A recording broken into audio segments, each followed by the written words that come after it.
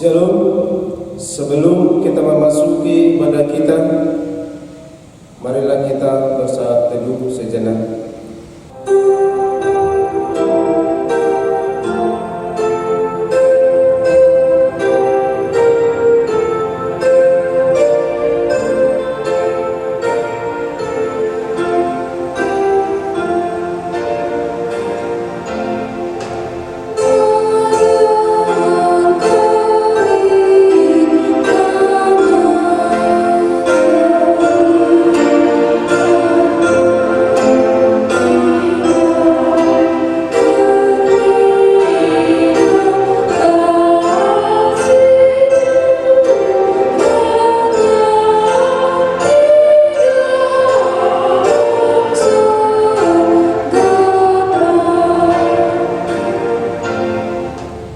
Jemaat yang terkasih, marilah kita memuji Tuhan Yesus Kristus yang telah menggenapi janjinya, yaitu turunnya Roh Kudus.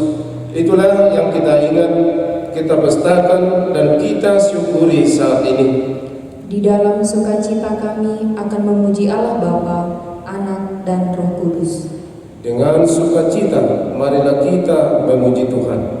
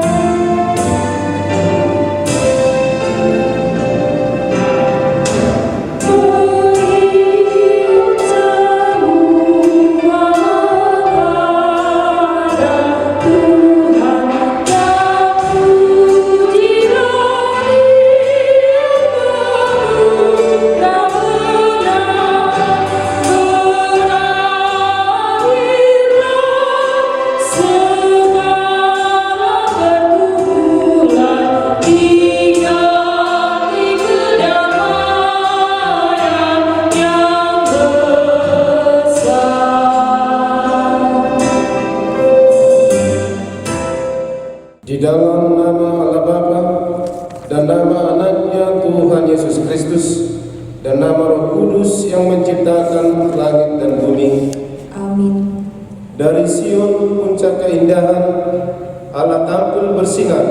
Allah kita datang dan tidak akan berdiam diri. Demikianlah firman Tuhan Allah.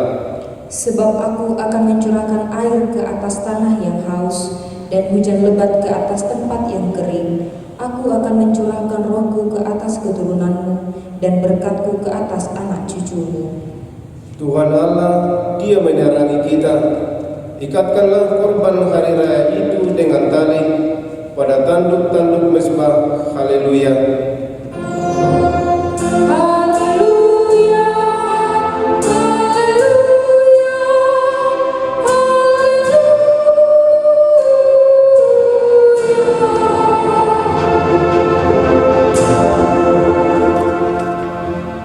Mari kita berdoa. Ya Tuhan Yesus, kami berterima kasih kepadamu karena Engkau memanggil kami masuk ke dalam gereja yang Engkau dirikan di dunia ini. Berilah Roh Kudus ke dalam hati kami, supaya kami mengaku bahwa Engkaulah sumber hidup kami, supaya kami bertaut dengan Engkau melalui iman yang benar itu, supaya kami dengan penuh sukacita memuliakan nama-Mu yang terpuji sampai selama-lamanya. Amin. Kita bernyanyi.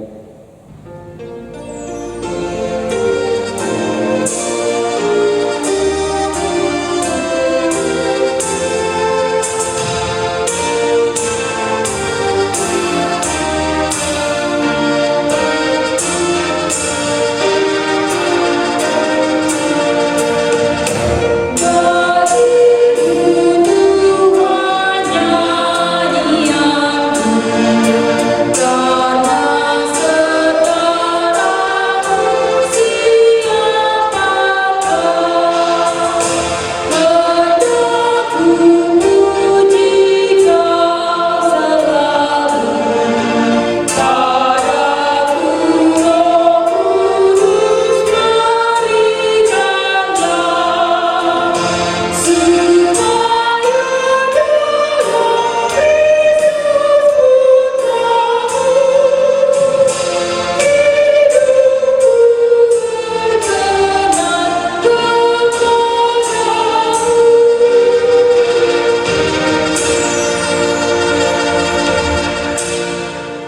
Hukum Taurat dalam ibadah kita hari ini tertulis dalam Roma 12 ayat yang ke-11.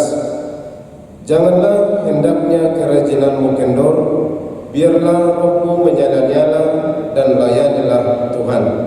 Marilah kita mohon kekuatan dari Tuhan. Ya Tuhan, kuatkanlah kami melakukan yang sesuai dengan hukum-Mu. Amin.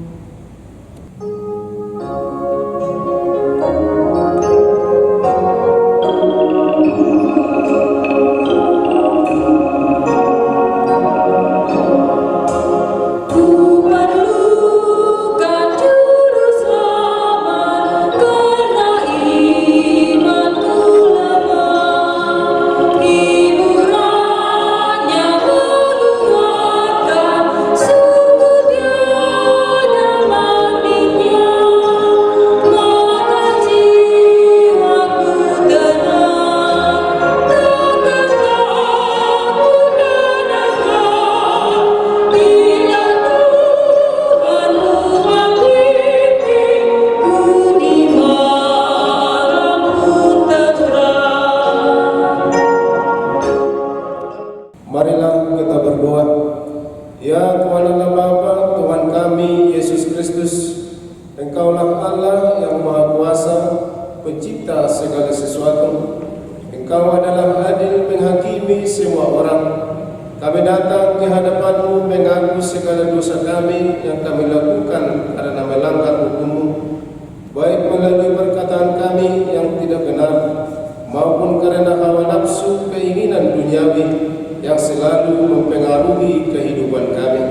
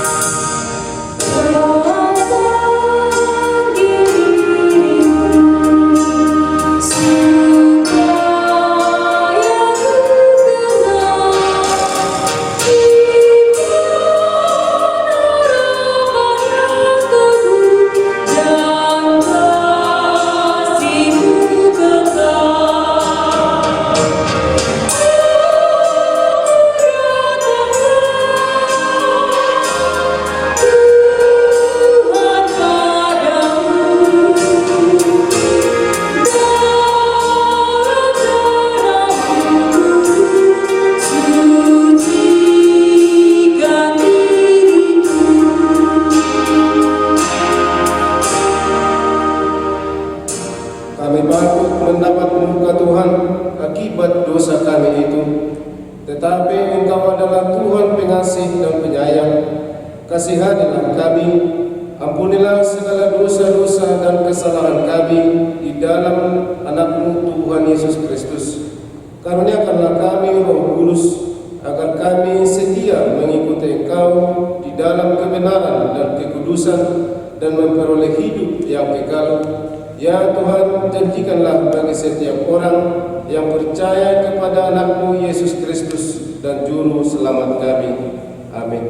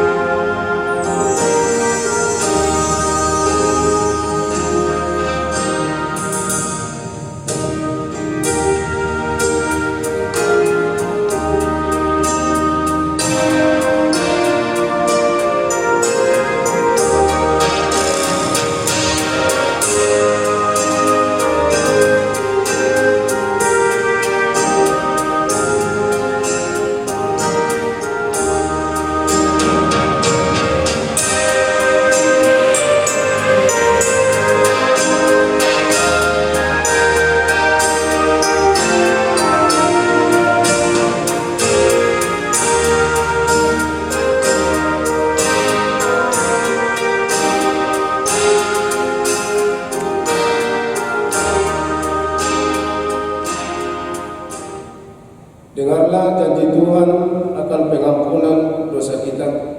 Demikianlah firman Tuhan, sekalipun dosamu merah seperti kermiji akan menjadi putih seperti salju, sekalipun berwarna merah seperti kain kesumba akan menjadi putih seperti bulu domba, kemuliaan bagi Allah di tempat yang maha tinggi. Amin. Kita bernyanyi.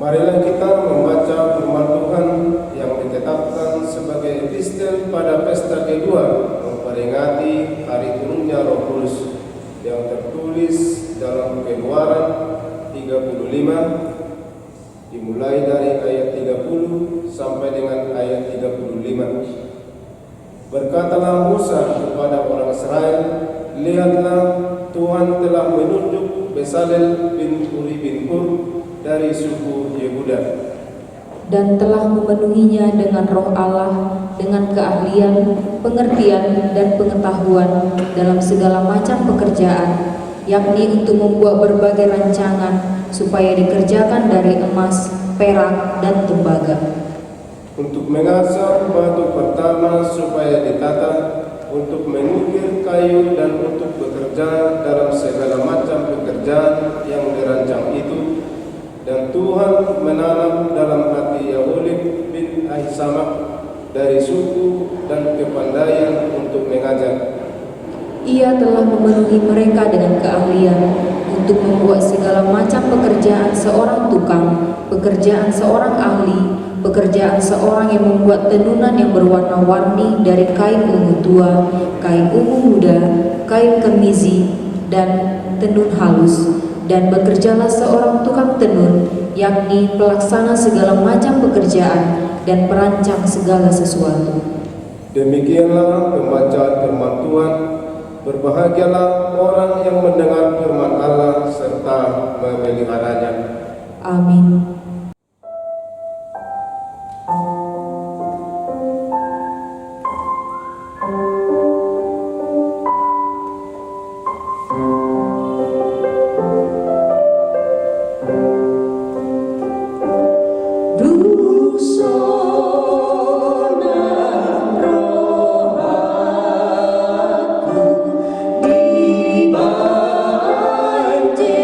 Yesus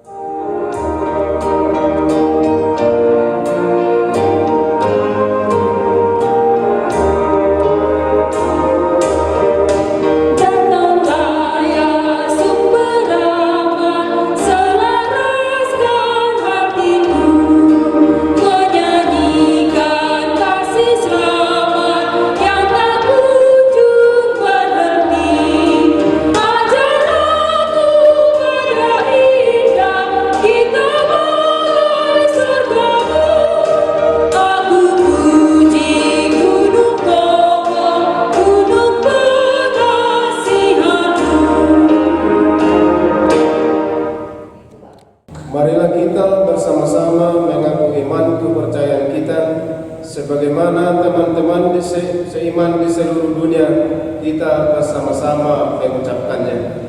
Aku percaya kepada Allah Bapa yang Maha Kuasa, Khalik langit dan bumi. Aku percaya kepada Yesus Kristus, anaknya yang tunggal Tuhan kita, yang dikandung daripada Roh Kudus, lahir dari anak darah Maria, yang menderita sengsara di bawah pemerintahan Pontius Pilatus, disalibkan, mati dan dikuburkan, yang turun ke dalam kerajaan maut. Pada hari yang ketiga, bangkit pula dari antara orang mati, naik ke surga, duduk di sebelah kanan Allah Bapa yang Maha Kuasa. Dari sana akan datang kelak untuk menghakimi orang yang hidup dan yang mati. Aku percaya kepada Roh Kudus dan adanya satu gereja yang kudus, persekutuan orang kudus, pengampunan dosa, kebangkitan daging, dan hidup yang kekal. Amin.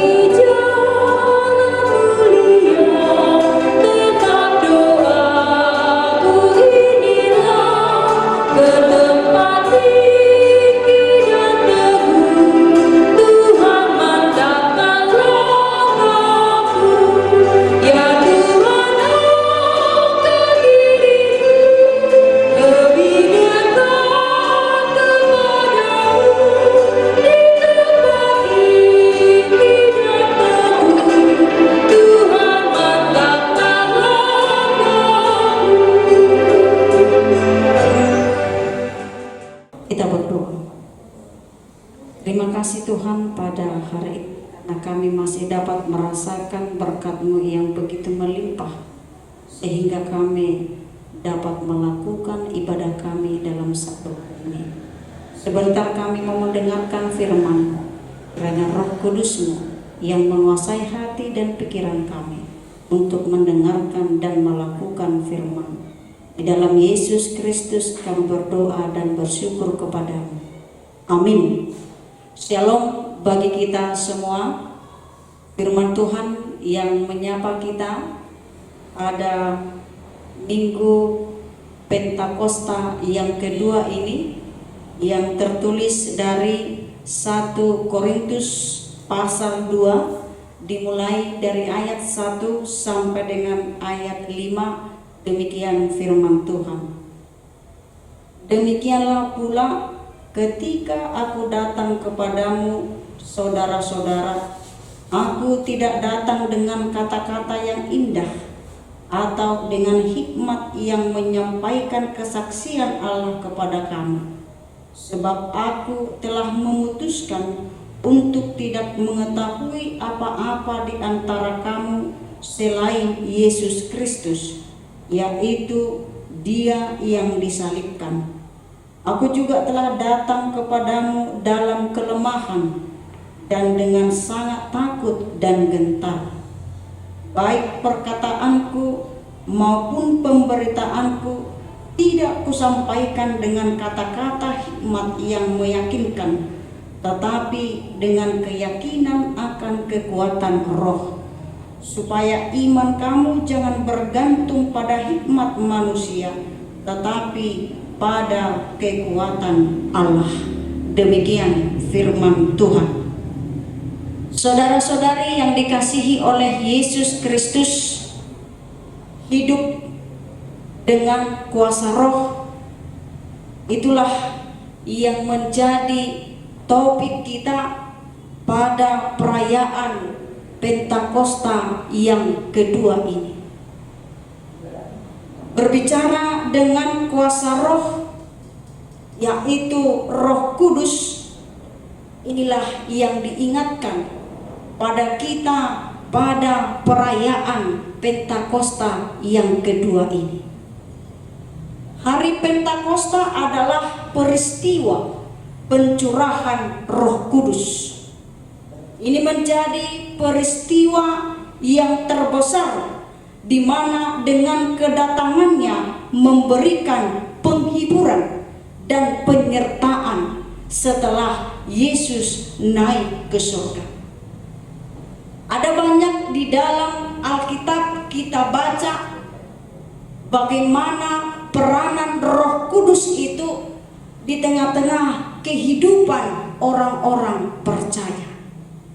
Kalau kita baca di dalam Kisah Para Rasul, itu sangat jelas disebutkan apa yang menjadi peranan Roh Kudus.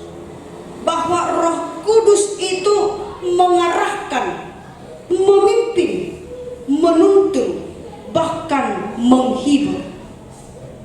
Kalau kita juga baca bahwa peranan Roh Kudus itu juga sangat jelas, yaitu juga memberikan kekuatan, menuntun umatnya. Bahkan dalam khotbah kita pada perayaan Pentakosta yang pertama pada Minggu 31 Mei 2020, dalam Yesaya 63 sangat jelas bagaimana bangsa Israel bersaksi tentang kekuatan roh dari Allah yang benar-benar menghantar, membawa bangsa Israel ke dalam atau menuju kebahagiaan. Kalau kita juga baca melalui epistel kita pada hari ini yang tertulis dari Keluaran pasal 35, sangat jelas dikatakan bagaimana peranan Roh Kudus itu di tengah-tengah kehidupan umat manusia.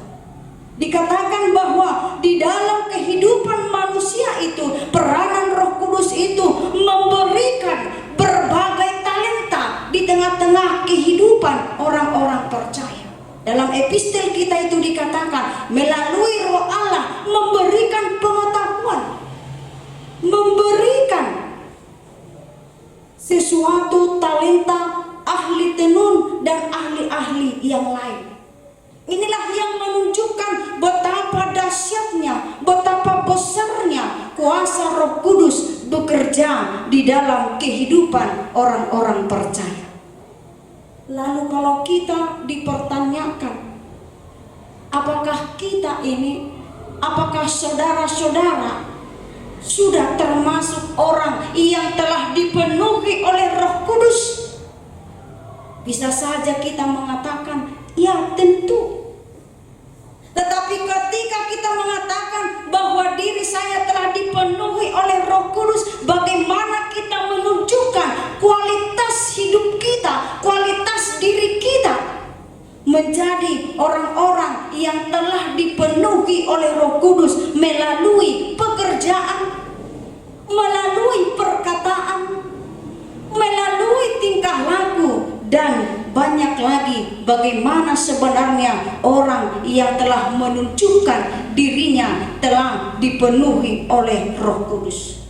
Inilah yang mau kita lihat melalui nats kita pada saat ini, melalui kesaksian hidup daripada Rasul Paulus yang ia sampaikan kepada jemaat yang ada di Korintus. Sedikit kita melihat, mengulas sedikit tentang kota Korintus dan orang-orang yang tinggal di dalamnya. Kota Korintus itu sangat terkenal, disebut sebagai kota pelabuhan, yang dihuni oleh banyak orang, yang beragam orang secara intelektual, secara budaya, dan banyak orang dari antara mereka juga yang memiliki pengetahuan yang tinggi. Akan tetapi dengan situasi itu semua, keberagaman itu semua bisa menimbulkan perpecahan, bisa menimbulkan berbagai perilaku-perilaku yang bisa mengandalkan diri sendiri, yang mengandalkan pengetahuan intelektual sendiri, sehingga mereka juga melakukan dan mereka juga mengerti tentang apa itu sebenarnya Injil, sehingga mereka mengartikan tentang Injil itu juga akhirnya mengandalkan pikiran, mengandalkan pengetahuan. Inilah yang terjadi. Inilah yang dihadapi oleh Rasul Paulus. Bagaimana orang-orang yang ada di Korintus, mereka berpikiran tidak benar Yesus itu dia telah disalibkan. Bagaimana mungkin? Dan ada juga dari antara mereka yang memang benar-benar meragukan kerasulan Paulus sebagai pemberitaan Injil di tengah-tengah umatnya atau di tengah-tengah kota Korintus. Dengan situasi inilah bagaimana Rasul Paulus dengan bijaksana, dengan penuh hikmat daripada Tuhan, dengan kuasa roh, dia menghadapi berbagai tantangan itu. Paulus benar-benar mengenal akan dirinya. Paulus benar-benar mengenal akan kelemahan dan kekuatannya. Itu sebabnya dikatakan di dalam nas kita ini sangat jelas itu bahwa Paulus mengatakan dalam ayat 3, "Aku juga telah datang kepadamu dalam kelemahan dan dengan sangat takut dan gentar." Secara manusiawi itu bisa saja terjadi karena ada akan penolakan dari orang-orang sekitar. Tetapi dengan keadaan itu tidak mematahkan semangat daripada Paulus untuk mewartakan firman Tuhan. Sekalipun dia menghadapi tantangan itu, sekalipun dia menghadapi pergumulan itu, dia tidak menyerah. Tetapi dia benar-benar mengandalkan kekuatan daripada Roh Kudus untuk menyampaikan firman Tuhan. Dia tidak mengandalkan dirinya, dia tidak mengandalkan kepintarannya, sekalipun Paulus adalah orang yang memiliki intelektual yang tinggi. Tetapi dia tidak mengandalkan itu. Itu sebabnya dikatakan dalam ayat 1, "Demikian pula ketika aku datang kepadamu, saudara-saudara, aku tidak datang dengan kata-kata yang indah atau dengan hikmat yang menyampaikan kesaksian Allah kepadamu." Dan dia mengatakan juga dalam ayat ini, melalui kehadirannya ada satu tujuannya, yaitu hanya memberitakan tentang Yesus di tengah-tengah kehidupan orang-orang Korintus. Inilah kehebatan Paulus yang bisa kita lihat. Inilah yang kita lihat bahwa dia tidak mementingkan diri sendiri, bahwa dia tidak mengandalkan intelektualnya dalam mewartakan firman Tuhan, tetapi dia benar-benar menunjukkan dengan kuasa Roh Kudus. Dia benar-benar menyadari bahwa Allah yang menguatkan dia sehingga hidup Paulus dipenuhi oleh Roh Kudus di dalam pelayanannya menjadi pelayan rasul yang berhikmat daripada Tuhan, sehingga memampukan dia untuk mewartakan Injil, untuk memberitakan firman Tuhan. Saudara-saudari yang dikasihi oleh Yesus Kristus, dengan itulah Paulus mengajak jemaat yang ada di Korintus agar sekiranya semuanya orang-orang yang mengatakan dirinya adalah pengikut Tuhan, yang mengatakan dirinya adalah orang-orang yang percaya, Paulus mengajak agar setiap orang bukan mengandalkan hikmat daripada manusia. Dikatakan dalam ayat 5, supaya iman kamu jangan bergantung pada hikmat manusia, tetapi pada kekuatan Allah.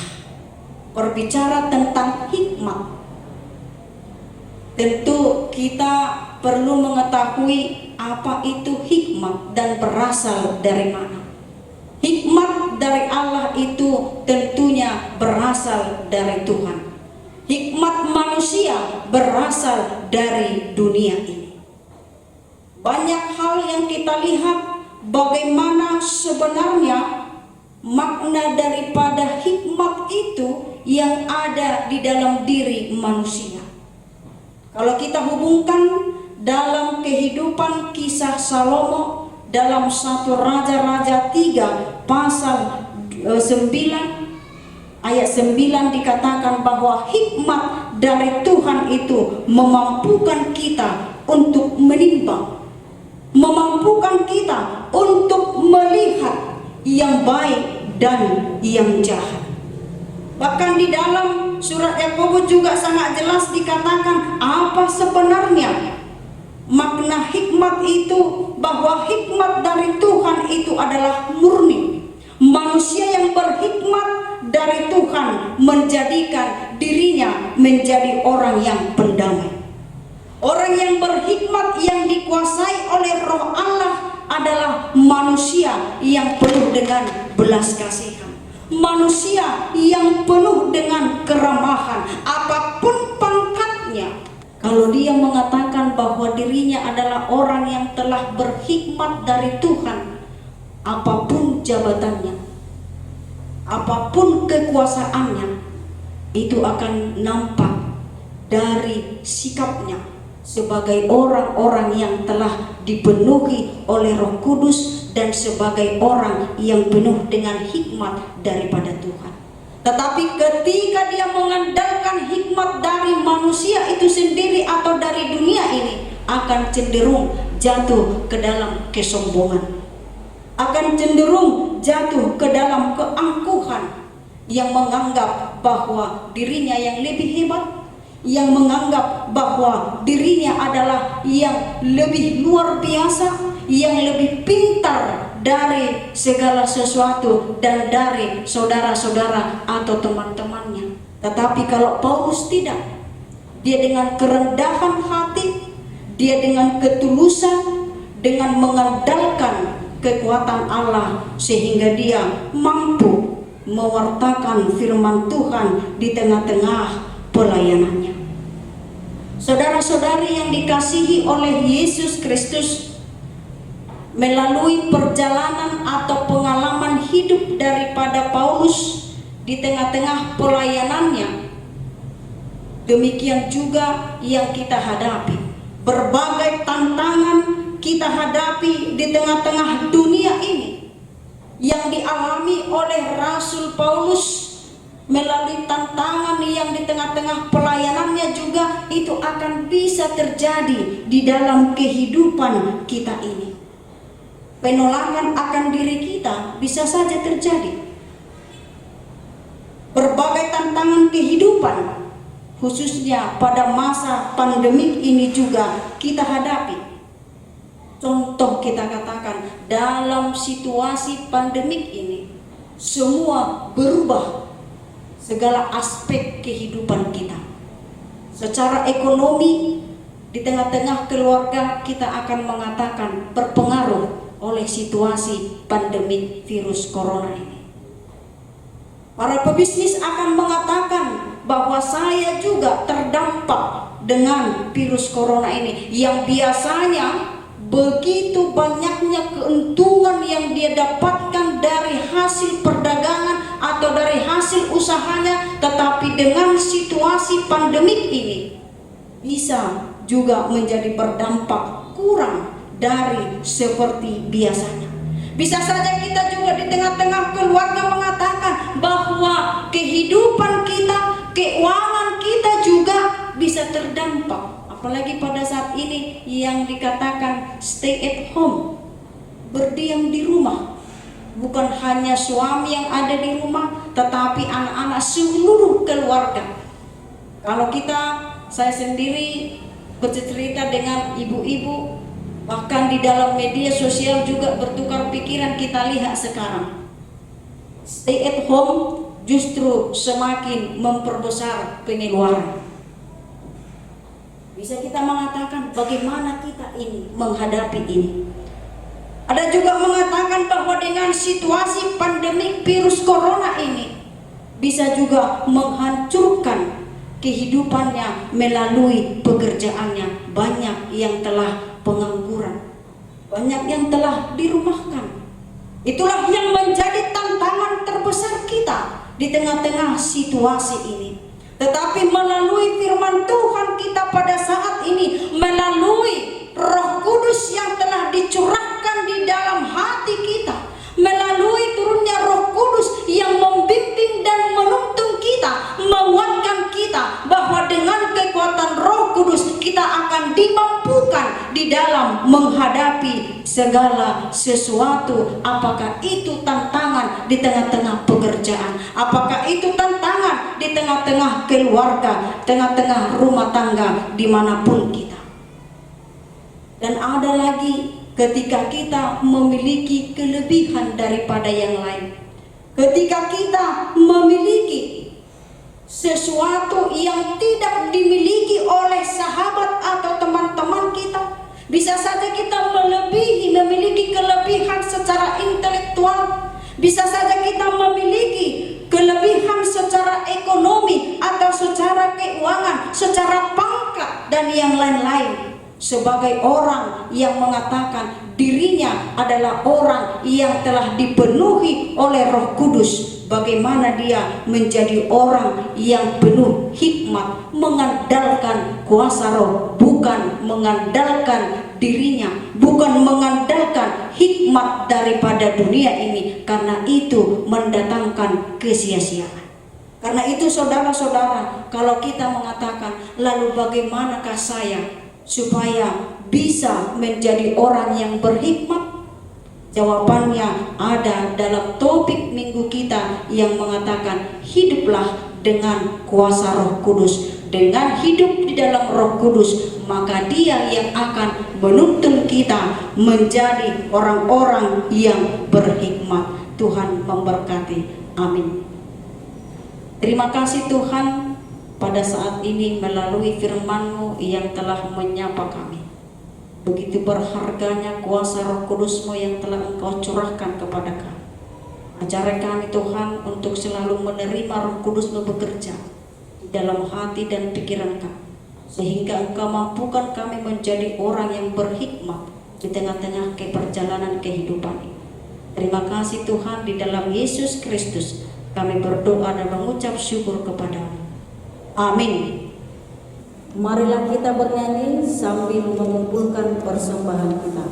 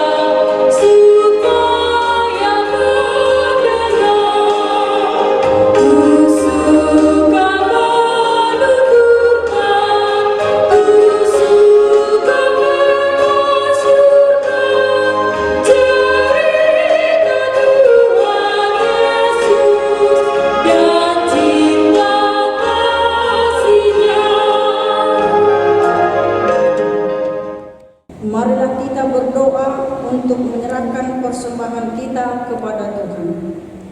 Ya Allah Bapa kami yang di surga, kami mengaku bahwa Tuhan adalah sumber dari segala karunia yang melimpah dalam kehidupan kami masing-masing.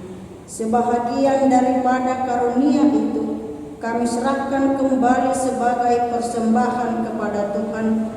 Terimalah dan berkatilah persembahan umat-Mu ini, agar dapat kami pergunakan untuk pekerjaan dan pelayanan kerajaan Tuhan di dunia ini. Bukalah hati kami untuk mengenal betapa banyak berkat dan karunia yang kami peroleh dari Tuhan, supaya kami senantiasa bersyukur kepada-Mu. Di dalam nama Yesus Kristus Tuhan kami. Amin.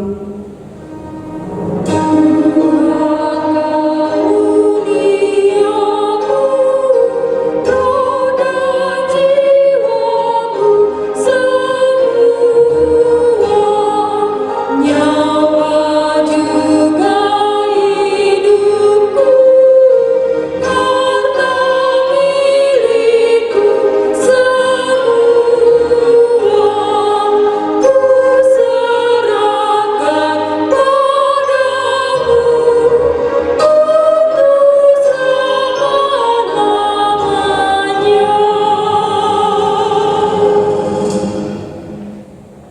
Bapa kami yang di surga, dikuduskanlah namamu, datanglah kerajaanmu, jadilah kehendak-Mu di bumi seperti di surga. Berikanlah kami pada hari ini makanan kami yang secukupnya, dan ampunilah kami akan kesalahan kami, seperti kami juga telah mengampuni orang yang bersalah kepada kami. Dan janganlah membawa kami ke dalam percobaan, tetapi lepaskanlah kami daripada yang jahat.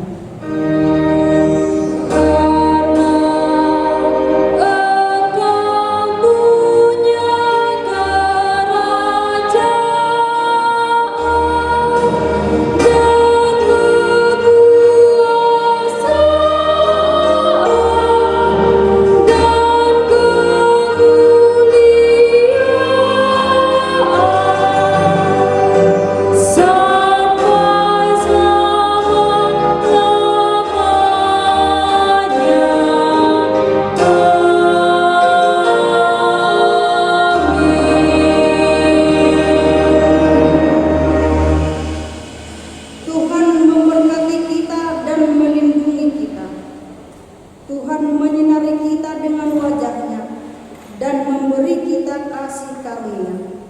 Tuhan menghadapkan wajah-Nya kepada kita dan memberi kita damai sejahtera. Amin.